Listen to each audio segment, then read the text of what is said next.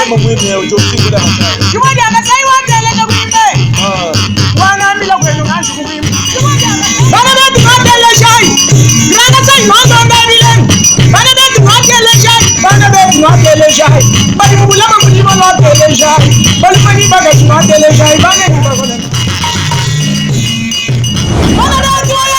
ne manquer aucune de nos vidéos, abonnez-vous sur Diboudia Kassai.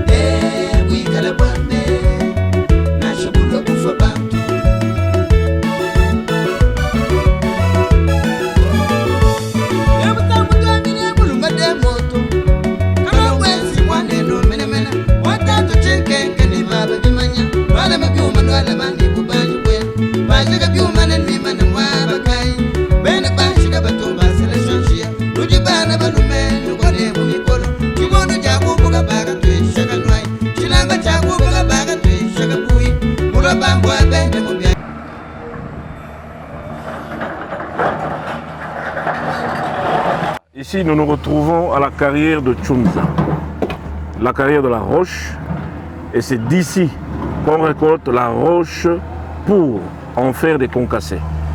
Et à ma droite, c'est M. Zang, qui est le directeur du projet des chaussées et du tarmac. Il est à côté de lui, il y a M. Liu, qui est chargé, n'est-ce pas, qui est le directeur du projet des bâtiments. Bâtiments, nous entendons tour de contrôle, c'est-à-dire la nouvelle tour de contrôle, nouvelle caserne anti-incendie, nouvelle centrale électrique. Et le tout commence à partir de cette base. À ma gauche, c'est le chef de la mission de contrôle, M. Lama. Alors, je vais passer la parole à M. Lama pour nous expliquer ici où nous nous retrouvons et tout l'exercice que vous voyez tout autour, ça sert à quoi et cela veut dire quoi, Monsieur Lama? Je viens de signaler, nous sommes ici à la carrière de Tchounza. C'est de là qu'on prend toute la roche massive, qu'on concasse. On ira là-bas au concasseur de Kabwe. Et le besoin pour le projet est autour de 200 000 m3 de concassé. Et après une investigation sommaire, on a trouvé la roche de bonne qualité et le volume présumé est autour de 500 000 m3. Donc pour tout le projet, tout le besoin du projet en concassé viendra de cet endroit. Et les exercices que vous voyez derrière, c'est le décapage, comme vous voyez, il y a la terre végétale et il faut enlever cette terre végétale qu'on ne souhaite pas avoir dans le matériau concassé. Et l'entreprise est en train de procéder à des forations pour pouvoir faire un deuxième tir, un tir d'explosif, une fragmentation. Et ce tir d'explosif se fera le 12 avril. Et donc c'est l'exercice, l'entreprise nettoie le front et en même temps on transporte le matériau au niveau du concasseur. Donc brièvement c'est ça la situation au niveau de la carrière. Vous trouvez que les matériaux qui sont ici peuvent aider à terminer tous les travaux? Effectivement, comme j'ai dit, la quantité, le besoin du projet est autour de 200 000. Et l'investigation nous a montré qu'on a plus de 500 000. Donc on est largement au-dessus de la quantité qu'on a besoin. La qualité aussi, on n'a aucun souci. On a fait des études nécessaires. La qualité répond aux exigences du marché.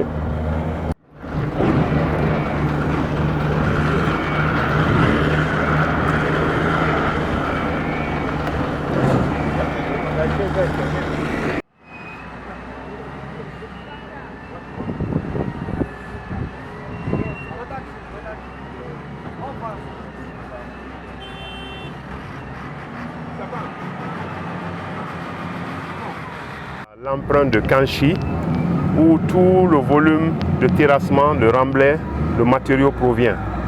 Donc dans le projet, on a 450 000 mètres cubes de remblai.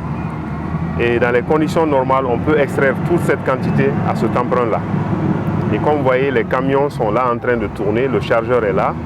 Et l'entreprise fait par jour, par camion, un minimum de 10 voyages. Et chaque camion peut prendre autour de 17 mètres cubes.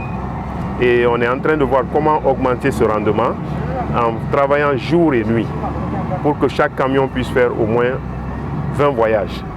Donc cela nous permettrait d'avoir une production journalière au moins de 2000 mètres cubes en remblai.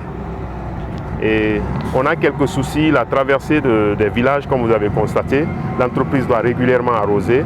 On a imposé des limitations de vitesse parce que les enfants sont là dans le village. Et d'autre part aussi, il y a l'état du terrain, vous voyez, c'est quand il pleut, donc l'exploitation est arrêtée. Mais nous avons cette situation sous contrôle. Et quand il pleut, on arrête l'exploitation, les camions sont alloués au transport des concassés à partir de la carrière que vous avez été voir, que vous avez déjà vu. Merci. Du nouveau tarmac. Et ce nouveau tarmac a comme dimension 250 mètres de long et 110 mètres de large.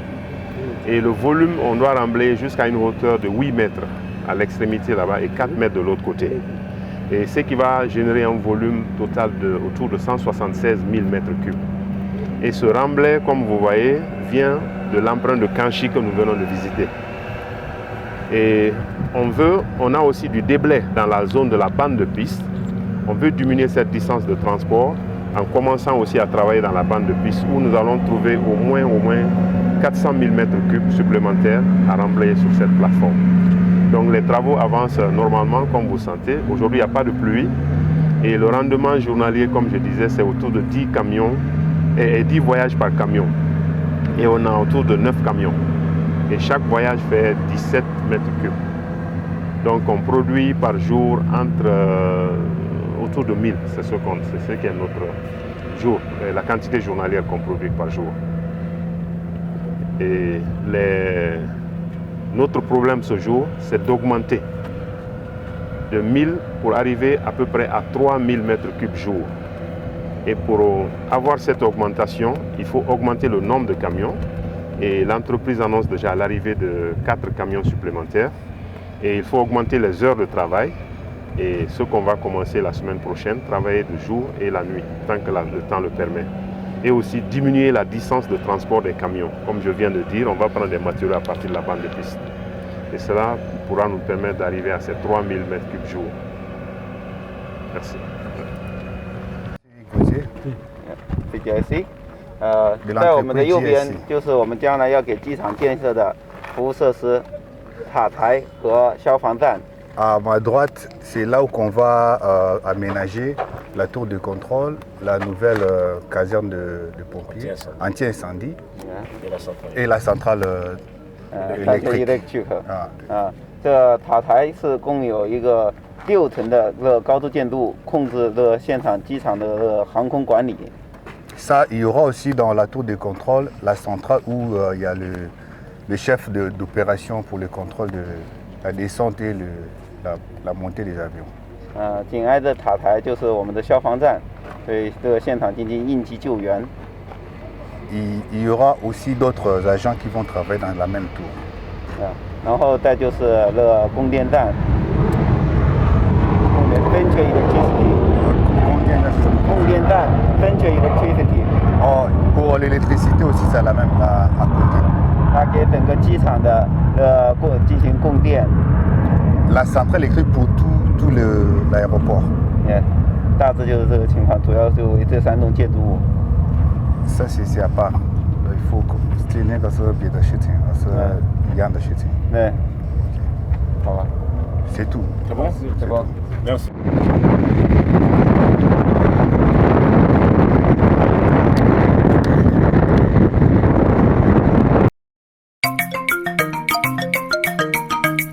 Big boss, Betibaya, I am very pleased to ask you a motto that help me to facilitate my way of transportation.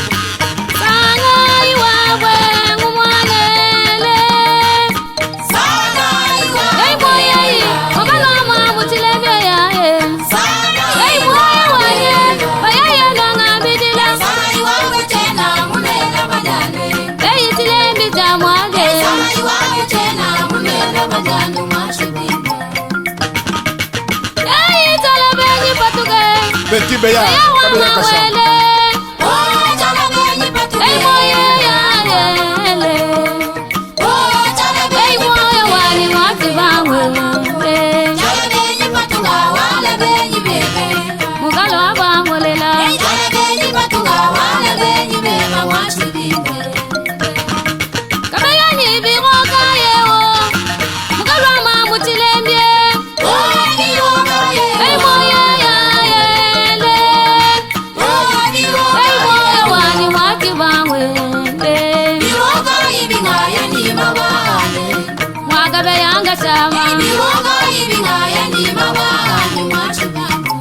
Papa Sobra. Gaston Bayouan Toumbele Bombo.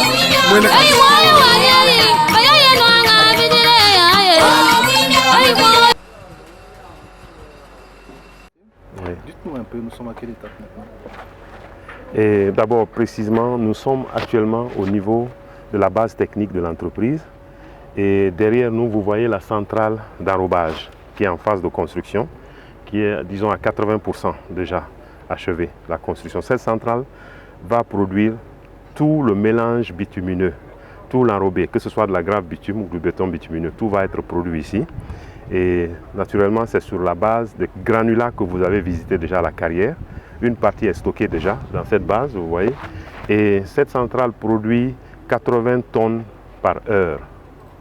80 tonnes par heure, elle a cette capacité-là. Et dans les conditions normales, à la date du 12 du mois prochain, 12 avril, nous allons tester la centrale. Elle va travailler en blanc, sans le bitume, parce qu'on n'a pas le bitume pour le tester. Donc le projet, comme vous voyez, les matériaux, les parties essentielles, c'est les installations, l'approvisionnement des matériaux clés, et avant que les travaux sur le terrain ne commencent. Comme vous le savez, on travaille dans une zone aéroportuaire pour nous rassurer que quand on commencera à travailler sur la piste, on va impacter, le temps d'impact va être court. Il faut se rassurer que tous ces matériaux-là soient sur place. Donc c'est pour cela qu'on se concentre sur ces installations. Et ce qu'on peut faire, c'est le terrassement, ce que vous avez vu sur le nouveau tarmac qui est en cours. Et à date, on est à peu près autour de 40 000 m3 déjà réalisés. Et le volume total à réaliser, c'est 176 000. On est autour de 20 et quelques %.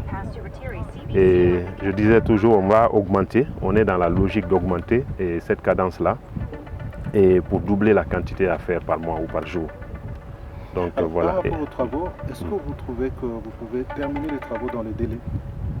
Oui, le délai n'est pas épuisé encore.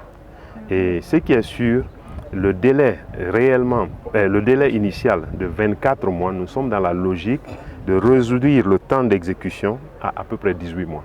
Nous sommes inscrits dans cette logique. Alors là, on peut dire que c'est quel pourcentage exécuté par rapport aux travaux? Et les travaux proprement dits, à date, nous sommes autour de 10%. Autour de 10% exécutés en travaux proprement dits. Mais les préalables comme production de concasse et autres, on ne compte pas ça. Les travaux proprement dits, c'est ce que vous avez vu, le remblai du tarmac et les dégagements, les préparations des sites. Et là, si on cumule tout, en moyenne, on est autour de 10%. Merci. Oui, merci. 对，这个主要的材料，像这个时间，所有的材料到场是不可能的，但是我们都在计划当中。Bon, pour l'instant, on ne peut pas dire que tout est déjà arrivé, mais nous sommes en train d'arranger pour que tout arrive. C'est ça. 就像沥青，我们已经买了，正在过来的路上，大概在5月份可以到达现场。La plupart des matériaux sont déjà ici comme vous le voyez, mais il y a d'autres jusqu'au mois de mai, on aura presque tout. Au mois de mai. Ça provient d'où? 是哪里国家送来的？国家是迪拜那边过来的嘛，中东迪拜那边过来的。迪拜，ça vient de Dubaï. La provenance des matériaux. 然后身后我们这个正在建设的这个沥青帮和站，大概目前这个主体已经完成了80%，然后下周将会全部完成主体，然后4月份将会试运行。Ok. Déjà comme la centrale d'enrobé ici, nous avons déjà terminé. Au moins la semaine, le mois qui commence le mois d'avril, nous allons faire les essais à partir du 12 ou 15. 然后我们的计划是6月份开始摊铺这个沥青混凝土。Ok. Déjà au mois de juin, nous allons commencer à placer l'asphaltage de l'aéroport. 然后今年我们的计划是将这个新的停机坪，还有这个跑道的延长段做完。Pour aujourd'hui, 今天呢？ Alors cette année ici, nous nous sommes mis comme objectif de terminer ce nouveau tarmac et la piste. Extension de la piste. Avec l'extension de la piste. C'est pour cette année, ça c'est notre objectif.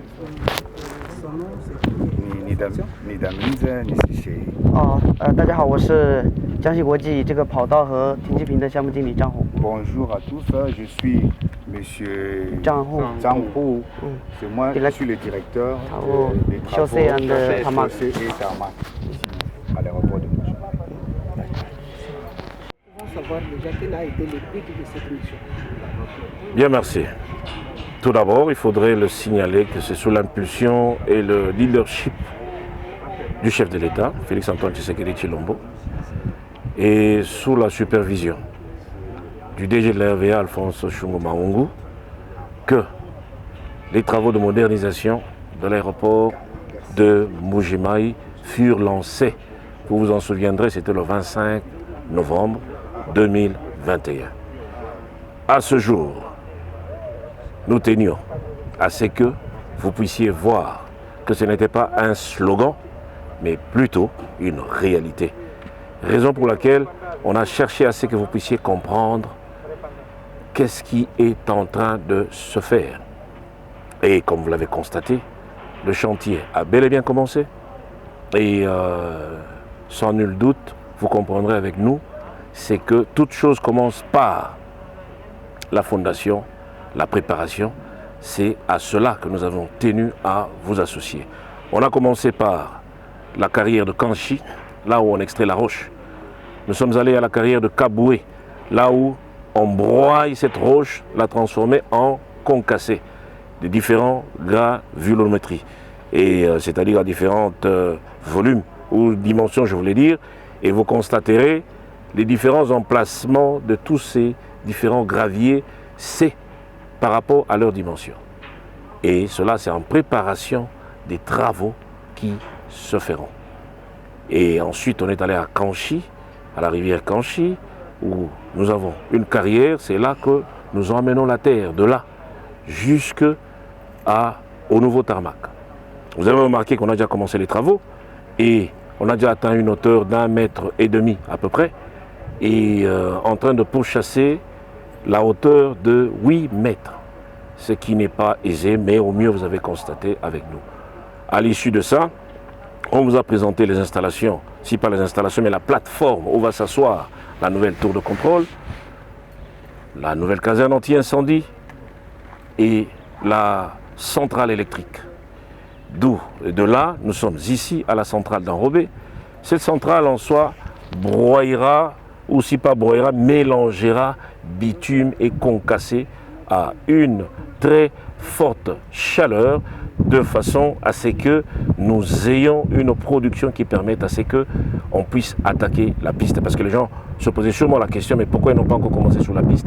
On doit attendre que cette machine prenne fin. Et là, nous sommes à 80%. Au-dessus de tout, il y aura une grande cheminée d'environ 18 mètres à 19 mètres, ce qui veut dire que ce sera en altitude complètement, ce sera visible de tous. Et quand ça va démarrer, vous verrez la fumée. Et en ce moment-là, on pourra s'attaquer sur la piste. Donc, à ce stade, CGA ici, que vous voyez autour de nous, se charge du lot 1 qui est tarmac et chaussée. Chaussée, c'est-à-dire chaussée aéronautique, qui est l'appellation de la piste d'atterrissage et décollage. Et lot 2 se chargera de la construction de la tour de contrôle centrale électrique et de la caserne anti-incendie. Il n'y a pas que ça. Au-delà, c'est que quand vous voyez cette clôture-là, au-delà, nous placerons ce qu'on appelle un champ solaire qui sera constitué d'environ 842 panneaux solaires qui généreront une, n'est-ce pas, énergie autonome pour l'aéroport. Et en rentrant de l'autre côté, je vous ferai voir le stock des panneaux, parce que ça c'est, comme je vous l'ai dit, c'est pas du slogan. Les panneaux sont déjà là, vous le verrez. En dehors de cela, il y a le DIVOR, donc le VOR Doppler qui a déjà été installé. Je crois qu'en venant, vous avez vu quelque chose qui ressemblait à une pyramide très beau là, c'est ce qu'on appelle le DIVOR, qui a déjà été installé. Et quand on va le finaliser à 100%, parce que là il est finalisé à 95%, il ne reste plus que l'installation de la mise à terre qu'on appelle les parafoudres qui seront faits. En dehors de ça, on placera les instruments d'atterrissage automatique et d'alignement sur la piste jusqu'à amener l'avion au sol. Les équipements sont déjà là. Quand on rentrera de l'autre côté, on va vous montrer tous les différents conteneurs qui contiennent ces différents matériels. En dehors de ça, il y a les équipements électroniques de la tour de contrôle qui sont déjà là. On va vous montrer les conteneurs. Donc, et il y a encore d'autres équipements qui sont en train d'arriver. C'est pour vous dire que la modernisation est déjà en marche. Ce n'est pas un slogan et que pour bientôt, vous aurez, n'est-ce pas, ce qu'on appelle le visible qui sera des bâtiments qui sortiront de terre et la piste qui sera allongée d'une part et de l'autre côté sera reconditionnée. C'est-à-dire on va utiliser l'ancienne partie associée à la partie qui sera allongée pour en faire une belle piste de l'aéroport de Bipemba qui deviendra l'aéroport international de Mbuji-Mayi. Monsieur le commandant, que devient l'ancien tarmac de l'aéroport de Bipemba et l'ancienne tour de garde? L'ancien tarmac bénéficiera dans le futur, bien entendu, d'un financement aussi pour le reconditionner et le remettre en état. Parce que la piste est âgée de plus de 60 ans, y compris le tarmac. Si vous passez par là, vous verrez qu'à tout temps, nous faisons des travaux gauche-droite pour essayer de maintenir ce tarmac en état opérationnel. Et il ne faut pas oublier, il y a aussi un point que nous allons aussi construire un nouvel aérogare. Un nouvel aérogare qui aura une dimension souhaitée d'environ 27 000 mètres carrés. En dehors du nouvel aérogare, nous aurons la zone fret qui sera placée au sud de l'aéroport. La zone fret, comme tout le monde peut le constater, quand un avion cargo arrive, parce que Mbuji-Mayi est alimenté par air, on jette tous les cargos sur le tarmac, s'il y a la pluie, ça se mouille et tout ce qui suit qu'on sort et tout ce qui s'ensuit. D'où il nous faudrait une zone fret. La zone fret sera constituée d'un tarmac fret, des entrepôts fret et des équipements, n'est-ce pas, engins de manutention pour le fret. Voilà à peu près ce qui est, n'est-ce pas, prévu pour cet aéroport de façon à ce que de Mbuji-Mayi qu'on puisse relier au monde.